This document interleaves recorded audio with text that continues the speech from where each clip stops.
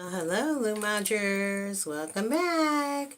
I'm coming to you with another fantabulous episode of Grayscale Coloring.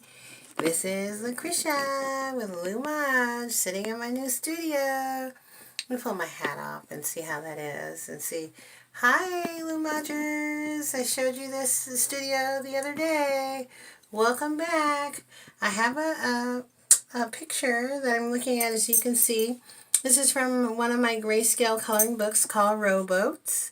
And again, I wanted to review kind of the technique that we were talking about before. And let's see, I'm shading all of the water. And my darks and my lights are already established. And as you can see, kind of going through in a kind of a twisty-like, painterly-like pattern piece. And kind of building it up, going side by side, on its side, layering it. And remember, I did that little technique of where we layer with one color, and then as we layer with one color, I'm using it on top of cardboard, so it gives it a kind of like a surface, and we're layering with a darker blue on the bottom, and I'm going to come through, and I'm going to put like this little light gray color on top, because I do want my colors to pop and blend as if it's in water, as if you're going to get a little reflection on water. And remember, when you're looking at water, when you're doing a painterly-like quality piece, you try to think of the concepts of really how water is in the depths of the ocean. You know, in some areas it's got like a blue, it's got like a darker blue. So you want to bring in all those values as you color. And then when you're looking at the piece, when it's finished, it gives that kind of like that ambiance and that radiance of like, wow, okay, I am in water. When someone does go and finish out their painting and their picture, then the reflection is such that it looks like you are in water. As you can see, I've gone back over the surface with now that little medium tone, that mid-tone blue. And I wanted you to see how that little reflection, so you've got your highlights, you've got your shadows, you've got your darks, you've got your lights, and you're just blending and smoothing, rolling that tip to keep that tip sharp and staying within the guidelines of the pattern so that it does look like ocean and fluidity of water and movement. The other thing you want to keep in mind on this is we have a nice little rowboat here. And that's easy. You just have to determine your colors and your blends that you want to use in the rowboat. And you just come on around the edge of that rowboat, giving it an orange highlight. Because you know, sometimes on top of the rowboats you have the blends of the orange, and then you have the roping, you have the rope of the brown. So you want to come back in and you want to bring that little light color of a brown against in between that blue and that orange. And you want to pick up, when you're doing rowboat and you're doing texture, you want to kind of go sideways. You go one direction, you go sideways to kind of follow the curve of the boat in a sideways-like manner.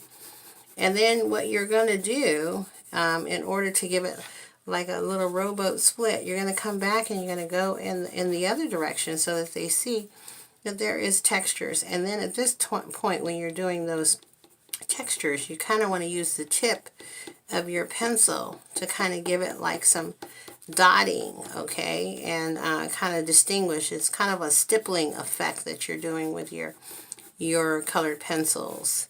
And then you're going to outline it. You're going to kind of build up some volume so it can kind of create like a seam between the boat. And then generally what I try to do is go back in and I'm going to stipple in. Stippling is just another technique of where you're taking your colored pencil tip and you're kind of going over this area that you colored, and you're stippling it in with a darker color so that it kind of looks like the rope flex, you know, because rope flex is kind of like a flex kind of color.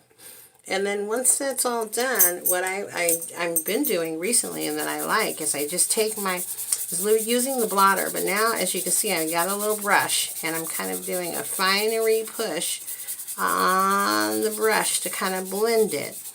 And you get a nice little blending and a nice little showing of what the rowboat scene and the rowboat picture in your boat is going to look like. again, what I would like you to do is just experience, have fun with it.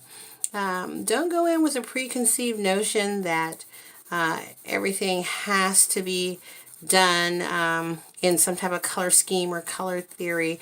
You know, have an idea of what you want, what you're trying to display, your color scheme that you want to use on your boats, to give it a highlight and to give it the colors that represent who you are as you're creating your art. And you just take your time and you have fun with it. Fall within the lights and the darks and the shadowing and the shading. And again, I'm going in on that orange. But what I'm going to do is I'm going to come back around with this kind of a brown. And I see some areas here that I want to continue to shade in. And kind of distinguish it that we have a boat that's sitting in the water. Now how I'm going to do that is I'm going to go back in and I'm going to build up some volume of the water because I want it to really kind of give a seamless connection of the water really sitting in that boat. And as you can see, as I'm going in, and I'm taking my color and pencil and I'm going back over the top of the area I smoothed, because there's a layer of the colored pencil laid down, it's going to give a more finish-like, reflective quality of a seamless sea or an ocean. And I really believe that the velvety finish that you will have in your art and your pictures as you take on the concept of grayscale coloring would be something that you will enjoy for years to come. Have fun with it. Again, this is Lou Maj. Thank you for joining me from another episode from my studio. And I'd like to say good night. Looking forward to doing more episodes with you of the upcoming videos.